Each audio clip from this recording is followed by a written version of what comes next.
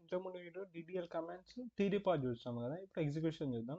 DDL commands అంటే ఏముంటాయి? Create, alter, drop, truncate ఇవి ఉంటాయి. So create, alter, drop, truncate ఇవి commands command or DDL commands. So first create command గురించి వద్దాం. క్రియేట్ కమాండ్ ఏంటిది? ఫస్ట్ ఒక టేబుల్ని క్రియేట్ చేయడానికి క్రియేట్ కమాండ్ వాడతాం. సో కనిపిస్తుంది కదా, క్రియేట్. ఇది కేస్ సెన్సిటివ్, క్యాప్స్లో పెట్టచ్చు, లోవర్ కేస్లో పెట్టచ్చు, అప్పర్ కేస్లో పెట్టచ్చు. క్రియేట్ టేబుల్ స్టూడెంట్ అని పెడుతున్నా, క్రియేట్ టేబుల్ స్టూడెంట్ అని పెట్టినా, ఇలా పెట్టేసేసి ఐడి అనేది ఇంటీజర్ కాబట్టి ఇంట్ అని పెడుతున్నా. అది ప్రైమరీకి, ఎందుకంటే ఐడిలో యూనిక్ వాల్యూస్ ఉండాలి. ఒకరికి మళ్ళీ ఒక ఐడి ఇచ్చినాక మళ్ళీ సేమ్ ఐడి ఇవ్వద్దు కాబట్టి ప్రైమరీకి పెడుతున్నా. ప్రైమరీకి కామా నేమ్ అనేది వ్యాక్యార్ డాటా టైప్ తీసుకుంటున్నా. వ్యాక్యార్ సైజు నేమ్ 100 వరకు ఇచ్చిన.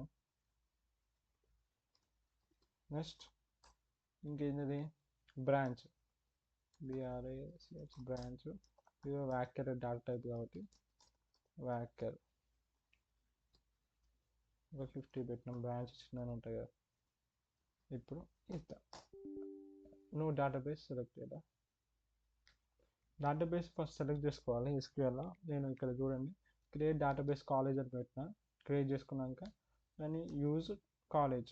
ఇప్పుడు డేటాబేస్ చేంజ్. ఇప్పుడు చూడు, మనము టేబుల్ అనేది క్రియేట్ అయ్యింది. ఓకే, ఇప్పుడు డిస్క్రైబ్ కమాండ్ ఉంటుంది. డిస్క్రైబ్ స్టూడెంట్ అక్కడ చూసినా వచ్చింది. డిస్క్రైబ్ కమాండ్ నీ క్రియేట్ చేసిన టేబుల్ యొక్క స్ట్రక్చర్ చూపిస్తుంది. ఇంకా వస్తుంది కదా, ఐడి నేము బ్రాంచ్ ఈ ఫీల్డ్స్ దాని డేటా టైప్స్ ఇంకా మనం ఏమింటర్ చేయాలి కాబట్టి అట్లా వస్తుంది 3 rows. నెక్స్ట్ ఇప్పుడు ఆల్టర్ కమాండ్ చూద్దాం. ఆల్టర్ కమాండ్ ఏం చేస్తుంది? ఇప్పుడు ఏమున్నాయి? ఐడి నేము బ్రాంచ్ ఉన్నాయి కదా. నేను దీంట్లో ఈమెయిల్ అడ్రస్ కూడా యాడ్ చేస్తాను. ఎట్లా యాడ్ చేస్తామంటే ఆల్టర్ కమాండ్ యూజ్ చేసి యాడ్ చేయొచ్చు. Alter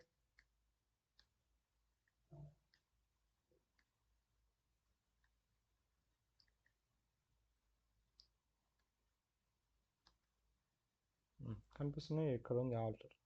alter table student to alter student table student ఏం చేయాలనుకుంటున్నా? యాడ్ చేయాలనుకుంటున్నా. ఏమని? ఈమెయిల్ యాడ్ చేయాలనుకుంటున్నా. వ్యాకర్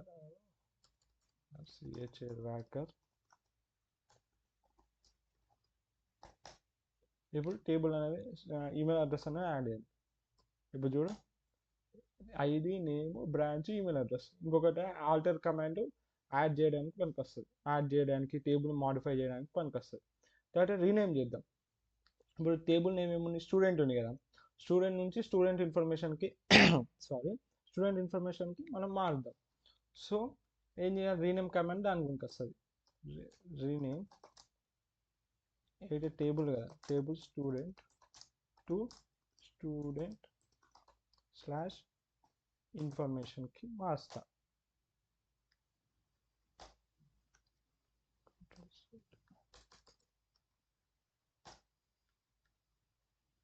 ఇప్పుడు సెమీకాలన్ పెట్టారు అన్ని వచ్చి రీనేమ్ చేసినాం ఆల్రెడీ. ఇక్కడ ఉంది చూడండి, ఇప్పుడు సెమీకాలన్ పెట్టలేదు కాబట్టి రాలేదు. సో రీనేమ్ టేబుల్ స్టూడెంట్ని స్టూడెంట్ ఇన్ఫర్మేషన్కి మార్చిన.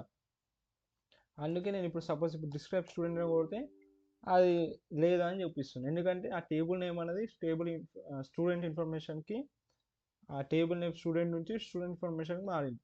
సో ఇప్పుడు నేను ఏం కొట్టాలి? దాన్ని డిస్క్రైబ్ చేయాలంటే ఇన్ఫో అని మారిస్తే ఇప్పుడు టేబుల్ అనేది డిస్క్రైబ్ అయ్యింది. ఎందుకంటే టేబుల్ నేమ్ అనేది మారింది కాబట్టి. అట్లా రీనేమ్ కమాండ్ పనికొస్తుంది. నెక్స్ట్ ట్రంకేట్ చూద్దాం. ట్రంకేట్ ఏం చేస్తుంది అంటే దాని లోపల ఇన్ఫర్మేషన్ అంతా రిమూవ్ చేస్తుంది.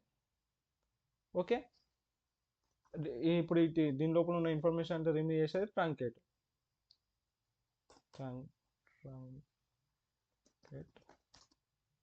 Table student information. సో మనం ఇట్లా ఏం ఎంటర్ చేయలేం కాబట్టి ట్రంకేట్ అది అంటే చూపిస్తుంది. నెక్స్ట్ వీడియోలో ఏమైనా ఇన్సర్ట్ చేస్తాం. డిఎంఎల్ కమాండ్లో ఇన్సర్ట్ కమాండ్స్ వస్తాయి. ఆ ఇన్సర్ట్ చేసినాక అప్పుడు ట్రంకేట్ యూజ్ చేద్దాం. ఓకేనా? ట్రంకేట్ కమాండ్ ఏం చేస్తుంది అంటే టేబుల్ లోపల ఉన్న ఇన్ఫర్మేషన్ అంతా రిమూవ్ చేస్తుంది. ఇక డ్రాప్ కమాండ్ ఏం చేస్తుంది అంటే ఆ టేబుల్ మొత్తాన్ని డిలీట్ చేస్తుంది. ఇప్పుడు చూడు, డ్రాప్ చేద్దాం. Drop command drop student table అన్న, drop table student information. So ఇప్పుడు డిలీట్ అయిపోయింది. ఇప్పుడు నేను డిస్క్రైబ్ స్టూడెంట్ ఇన్ఫర్మేషన్ కొట్టినా అసలు డిలీట్ అయిపోయింది కాబట్టి ఇక మళ్ళీ కనిపించదు. ఇవి అన్నమాట ఈ 5 కమాండ్లు వస్తాయి. DDL commands అంటే create for creation of table, alter to add or modify the table, and to rename the table we use rename command. Truncate, it will remove the delete all the records which is present in the table, whereas drop command remove all the totally remove the table from the database. అదే difference truncate కి drop కి.